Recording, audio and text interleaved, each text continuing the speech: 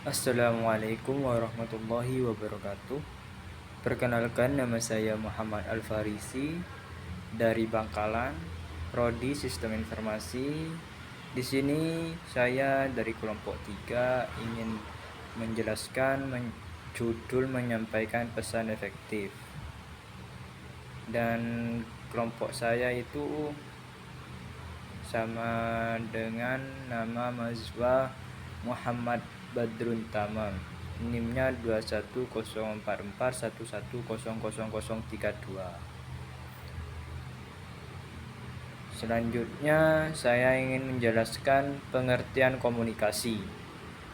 Everett Stem Rogers, yang kedua Bernard Berenson dan Gary Steiner, yang ketiga Shannon dan Weaver, yang keempat Charles L. Holland.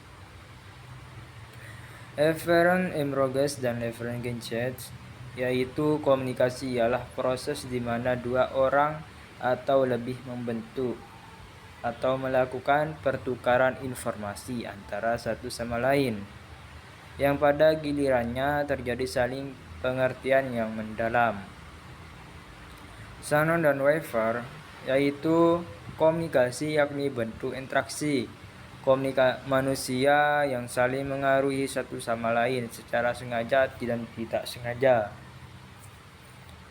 Bernard Berenson dan Gary Steiner, yaitu komunikasi merupakan proses transmisi informasi, gagasan, emosi, keterampilan, dan lain-lain melalui penggunaan kata, angka, simbol, gambar, dan lain sebagainya. Charles I. Holland menyebutkan bahwa komunikasi adalah proses di mana individu mentransmisikan stimulus untuk mengubah persetujuan, berkomunikasi untuk mengubah sikap, pendapat, perilaku, dan sosial. Tujuan komunikasi yaitu komunikasi bertujuan menyampaikan suatu informasi yang dapat dimengerti oleh orang lain. Informasi tersebut kemudian diharapkan menghasilkan umpan balik berupa perubahan positif dari si penerima informasi. Selanjutnya, hal yang perlu dilakukan dalam komunikasi yang efektif. Komunikasi yang efektif adalah bila penerima menginterpretasikan pesan yang diterima dimaksud oleh pengirim untuk menyampaikan pesan secara efektif. Ada 3 hal yang perlu diperhatikan, yaitu yang satu, umpan balik dari penerima pesan, yang kedua, kredibilitas pengirim pesan, yang ketiga, keterampilan mengirim pesan. Cara menyampaikan pesan secara efektif.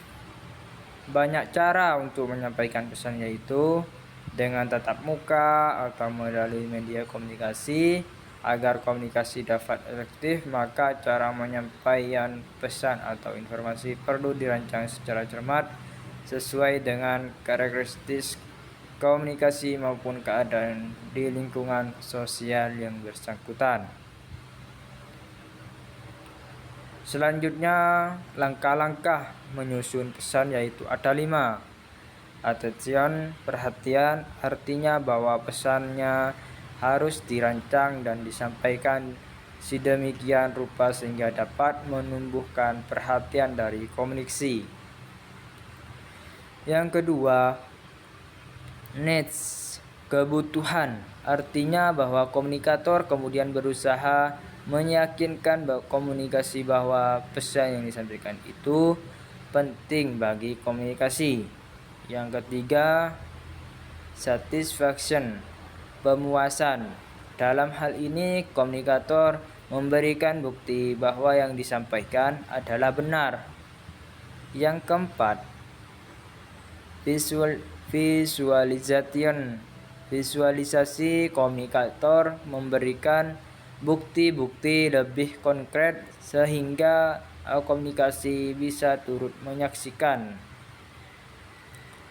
Yang kelima, action, tindakan. Komunikasi mendorong agar komunikasi bertindak positif, yaitu melaksanakan pesan dari komunikator tersebut. Selanjutnya yaitu penutup. Terima kasih atas perhatiannya. Mohon maaf atas kekurangan saya. Wabillahi taufik wa hidayah. Wassalamualaikum warahmatullahi wabarakatuh.